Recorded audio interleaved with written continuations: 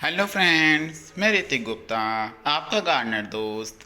देखिए, आज आपसे बात करूँगा कि जिन लोगों ने अभी फरवरी मार्च में अपने प्लांट्स को खाद नहीं दी या फिर भूल गए हैं। कुछ लोग मतलब कुछ ऐसे कि हमारे पास किसी के पास ज़्यादा प्लांट्स होते होंगे तो कुछ प्लांट्स में दे दी थी खाद और कुछ प्लांट्स में हमारे रह गई थी, तो उनकी ग्रोथ नहीं हो रही है या फिर उनमें अभी स्प्राउटिंग तक नहीं हुई। तो उसके लिए हमें खाद तो देनी पड़ेगी अपने प्लांट को। तो उसके लिए हमारे प्लांट को नाइट्रोजन की रिक्वायरमेंट होती है, कैल्शियम की, फास्फोरस की, पोटाशियम की। बहुत सारे ऐसे एलिमेंट्स हैं जिनकी उनको रिक्वायरमेंट होती है। तो आज आपसे बात करूंगा कि नाइट्रोजन की जो है खाद हम कहाँ से दें अपने प्लांट को, क्योंकि अब हमें लिक्विड फर्टिलाइज़र देना है अपने प्लांट को। अब हम अपने प्लांट को सॉलिड खाद नहीं दे सकते, तो अब हमें लिक्विफाई कर देनी होगी जो भी हम खाद अपने प्लांट को देंगे। तो आज आपसे इस विषय पर बात करूंगा कि जो नाइट्रोजन की खाद देनी है हमें। वैसे तो नाइट्रोजन के बहुत सारे सोर्सेज हैं, उनकी भी वन बाय वन बात करेंगे, लेकिन आज आपसे नाइट्रोजन की जो है दो खाद बताऊंगा आपको, जो हम अपने प्लांट्स को अब दे सकते हैं या देनी है। ठीक है, अगर आपने नहीं दिया तो यहाँ पर आपको याद रहे कि जब भी आप प्लांट को अपने खाद दें ये वाली, तो ये आपको 1 महीने में खाद देनी है अपने प्लांट को। ऐसा नहीं है कि आपने हफ्ते में 10 दिन में बार बार एक ही खाद आपको रिपीट नहीं करनी है। आपको अलग अलग खाद अपने प्लांट्स को देनी है। कभी आपने फॉस्फोरस की दे दी, कभी पोटाशियम की दे दी, कभी सल्फर की दे दी, कभी कैल्शियम की दे दी। इस तरह से आपको अपने प्लांट्स को खाद देनी है। ऐसा नहीं है कि आप नाइट्रोजन ही नाइट्रोजन की दिए जा रहे हैं या फिर पोटाशियम पोटाशियम के दिए जा रहे हैं। तो ये बात आपको अपने प्लांट्स के लिए याद रखनी है। तो आज आपसे जो बात करनी है वो करनी है नाइट्रोजन की जो खाद है उसके ऊपर। तो करते हैं फिर स्टार्ट। तो ये देखिए, पहले तो खाद ये वाली है, ये हैं गोबर के कंडे। अब जो गोबर की खाद होती है उसमें भी हमारे जो है 90% नाइट्रोजन होता है। तो वो खाद हम अपने प्लांट्स को दे सकते हैं, पर किस तरह से आपको देनी है उसका प्रोसीजर ही बताता हूँ मैं अभी आपको। तो ये इसको देने के लिए आपको अपना एक गोबर का कंडा लेना है, और जितने देखिए पानी में मैंने रख रखा है इतने पानी में आपने इसको भिगो देना है ओवरनाइट के लिए। ठीक है, आप इसको 24 घंटे तक भी भिगो सकते हैं या फिर 48 घंटे तक भी भिगो सकते हैं। जितना आप भिगोएंगे उतनी अच्छे से इसमें क्या होगी, इतने अच्छे से ये आपका डिज़ोल्व हो जाएगा अच्छे से इसमें। ठीक है, ब्रेक हो जाएगा, ब्रोकन डाउन हो जाएगा, टूट जाएगा मतलब कि। ठीक है, तो ये आपने फिर क्या करना है, जैसे कि अगर मैंने तो अभी रात को भिगोया था ये, और अब देखिए आप इसको, अब इसका क्या होगा कि इसका कलर चेंज हो जाएगा धीरे धीरे। तो इसका कलर चेंज होने पर हमें पता चल जाएगा कि इसने अब अपने अंदर से जो है नाइट्रोजन 11 इसमें से रिलीज़ होना स्टार्ट हो गया है। तो एक खाद तो हमारी ये हो गई। अब देना किस तरह से है, आपने इसको भीगे हुए को क्या करेंगे हम इस तरह से, ये देखिए इस तरह से पूरा बारीक कर लीजिएगा इसको, या आप तोड़कर भी इसको भिगो सकते हैं। रात को ना आप इसको तोड़कर भिगोकर और सुबह को फिर इसको छान लीजिएगा। तो अब उसको फिर किस तरह से देना है उसको हम, अगर आपके पास कम अमाउंट है इसकी तो आप उसको एज इट इज़ भी दे सकते हैं। लेकिन अगर आपके पास, जैसे कि मेरे पास ये पूरा एक कंडा था, तो ये पूरा एक कंडा जो था अब मैंने क्या करा उसको भिगो दिया, तो ये मुझे ज़्यादा लग रहा है, तो अब मैं क्या करूँगा इसको डाइल्यूट कर लेंगे। इसको डाइल्यूट मतलब आपको उसको ज़्यादा डाइल्यूट भी नहीं करना, आपको इसको 2 गुना बना लेना है सिर्फ। अब इसको 2 गुना कर लेंगे। अब डाइल्यूट क्यों करते हैं, पहली तो बात ये कि हमें डाइल्यूट क्यों करना पड़ता है। डाइल्यूट इसलिए करते हैं, अगर हमारे प्लांट को हमने एक्सिस में कोई चीज़ दे दी है, लेट अस सपोज जैसे कि हम अपने से बात करें, तो अगर हम नमक ज़्यादा खा लें या चीनी ज़्यादा खा लें तो क्या होता है, हमारी बॉडी में कुछ इंटरनल इंजरीज हो जाती हैं। तो जो इंटरनल इंजरीज होती हैं वो पता नहीं लगती, तो वो चेकअप कराने पे पता चलती हैं कि ये नमक के कारण हुआ या फिर ये हमारी शुगर के कारण हुआ, शुगर बढ़ गई, ऐसा कुछ चीज़ हमारी, जैसे कि नमक के कारण क्या होता है बीपी बढ़ जाता है। तो उसके कुछ इंटरनल इंजरीज हमें देखने को मिलती हैं, वो एक्सटर्नली तो बिहेव नहीं कर सकता। तो इसी तरह से हमारे प्लांट्स में भी अगर हम नाइट्रोजन ज़्यादा दे दें, पोटाशियम ज़्यादा दे दें, कोई भी चीज़ अगर हम ज़्यादा दे दें, कम दे दें तो कोई बात नहीं, हम बाद में फिर से 2-4 दिन में फिर दे देंगे। ठीक है, थोड़ा सा। लेकिन अगर कम कम दे देंगे तो कोई बात नहीं, अगर हम ज़्यादा दे देते हैं तो उसके फिर हमारे प्लांट्स में साइड इफ़ेक्ट देखने को मिलते हैं। जैसे कि मैं बात करूं, अगर नाइट्रोजन की अमाउंट हमारे प्लांट्स में ज़्यादा हो गई तो आपकी जो कलियां बनेंगी, कलियां गिरनी स्टार्ट हो जाएंगी। ठीक है, अगर आपके नाइट्रोजन की अमाउंट ज़्यादा हो गई, नाइट्रोजन की बात कर रहे हैं तो नाइट्रोजन की ही बात करेंगे सिर्फ, ठीक है। तो उससे क्या होगा कि आपके प्लांट की जो जड़ें हैं वो गलनी स्टार्ट हो जाएगी, क्योंकि जो ये वाली खाद होती है ये हमारी गर्म खाद होती है, और इसको ठंडा करने के लिए अब हमें इसको डाइल्यूट करना पड़ता है। जिस तरह से हम लैब वगैरह में भी काम करते हैं तो वहाँ पर हम क्या करते हैं, कोई कंसनट्रेटेड होते हैं कोई चीज़, तो उसे डाइल्यूट करने के लिए हम उसमें क्या बना करते हैं, उतना ही पानी मिला देते हैं उसमें, उसे डाइल्यूट हो जाता है, फिर उससे वो फिर हम उसको यूज़ कर लेते हैं प्रैक्टिकल के लिए। तो इसी तरह से अब हमने यहाँ पर करना है। तो यहाँ पर अगर मैं बात करूँ कि हमारे पास एक मग है पानी का, तो आपने एक मग आपने फ़िल्टर करा है लेट सपोज से, तो आपने क्या करना है, उसको दो, एक मग उसमें पानी डालकर उससे दो मग बन जाएगा आपका वो, समझ में आई।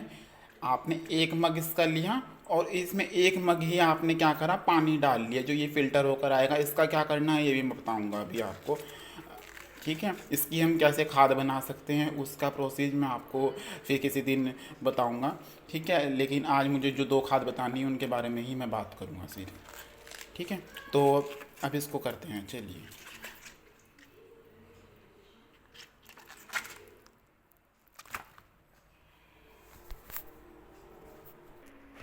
ये देखिए, ये एक मग हमारे पास मैंने ये छान लिया है। अब इसमें जो भी कुछ ये पार्टिकल्स वगैरह हैं इसको एक बार हम और फिल्टर कर लेते हैं। ये देखिए,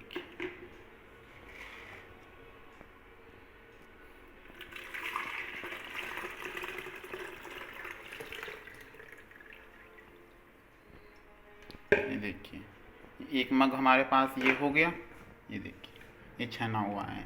अब इसमें इसमें स्मेल तो आएगी, कितने दिन ये पड़ा रहेगा उतनी ज़्यादा उसमें अच्छे से स्मेल आएगी, उतनी ज़्यादा फर्मेंटेशन होगी, उतना ही ज़्यादा आपके प्लांट्स के लिए लाभदायक है।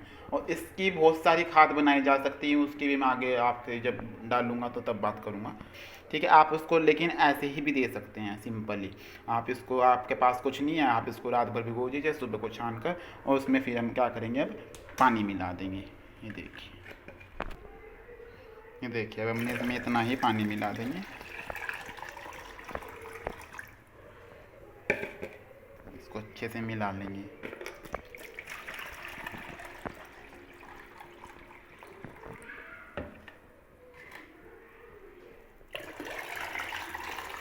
तो ये देखिए ये डाइल्यूट हो गया अब हमारा, और अब हमने क्या करना है, इसको अपने प्लांट्स में डाल देंगे। पहली खाद तो हमारी ये वाली तैयार हो गई, ठीक है। पहली मतलब जो लिक्विड फर्टिलाइज़र है पहला तो हमारा ये बन गया। आप इसको स्टोर भी कर सकते हैं, मान लिया आपने फ़िल्टर कर लिया सारा का सारा, जैसे कि मैं हूँ, अगर सारा का सारा मैंने फ़िल्टर कर लिया, या फिर आप इसे एक दो दिन और पड़े रहने दें इस तरह, उसके बाद आप इसको अच्छे से डिकम्पोज हो जाएगा, ये इसमें डिज़ोल्व हो जाएगा। उसके बाद आप इसको फ़िल्टर कर लें, और आप इसको स्टोर कर भी रख सकते हैं।